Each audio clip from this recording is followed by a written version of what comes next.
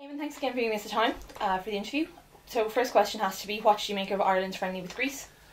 Well, I thought it was interesting that the young players in particular, and the new players, I mean, Wes Houlihan is 30, so he's not young, but he played really well when he came on for 45 minutes. Seamus Coleman was man of the match, deservedly so, and he was very, very good. Shane Long did well when he was on the pitch. So it was okay, but it's hard to say how relevant it is to the competitive matches we play in March against Sweden and Austria. I think most people would feel that the manager will revert to type. He played 4-4-2, which he started off with last night against Greece. And in general, I think the feeling is that he's lost the plot, and he'll accept now that Seamus Coleman is an outstanding young player. But really, we have to remember that as recently as the summer, he didn't take him to the European Championship finals at all. And Shane Long, playing really well for West Brom in the Premier League, scoring goals, making goals. He didn't get a look in at the European Championships either. James McLean is playing poorly now after a very good season last season, and he didn't play well against Greece. But again, he was messed around. He was moved from outside left to outside right, which is a position he's not familiar with. So overall, you'd have to say things look bad for Ireland, I think, and for Trapattoni. Sweden had a good win against England, 4-2. We go to play them away from home in March. If we lose that match, we won't qualify for the World Cup, or we're highly unlikely to.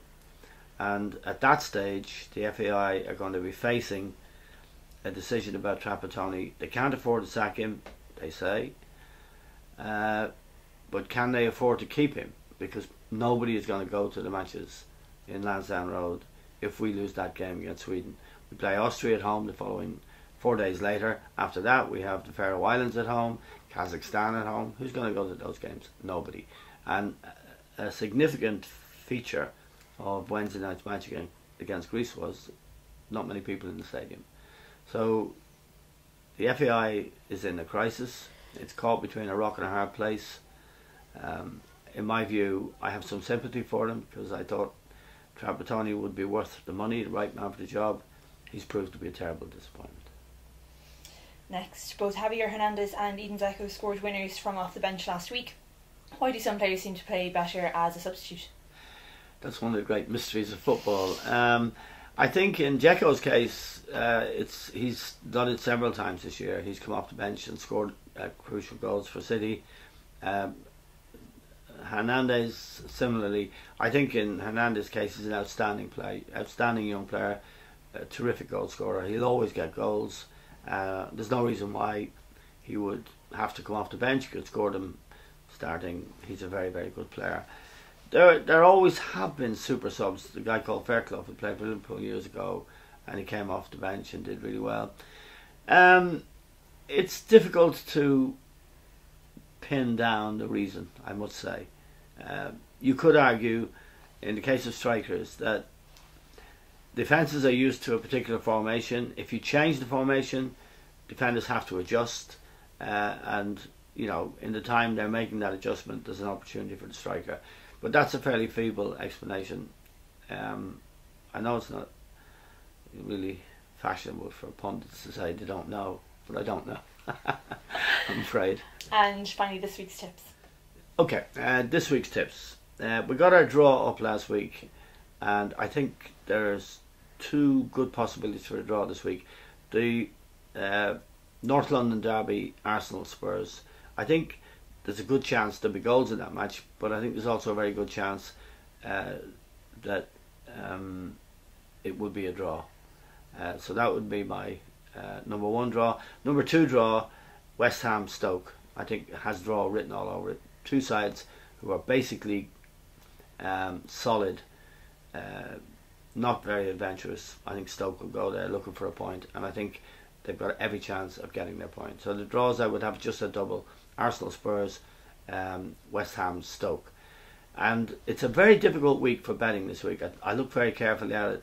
And of course the difficulty is added to by the fact that it was an international week. Players have been away. You're never sure how they're going to be when they come back from international duty, how fit they're going to be. But I think there is a good treble. One of the teams, the worst side in the Premier League at the moment, QPR, they're at home to Southampton, who are the second worst team in the Premier League. So I think QPR at home will get their first victory of the season. I think they'll beat Southampton. I think Manchester United away at Norwich, which is the 5:30 game on Saturday, I think Manchester United will beat Norwich away from home. And I would be not very inclined to back Manchester City most weeks.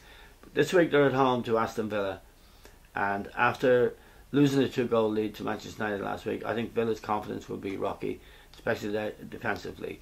So I would put Manchester City in my treble. So the treble would be QPR to win, Manchester City to win, Manchester United to win, and pick up Monday morning. Eamon, thanks again for all your time. Pleasure.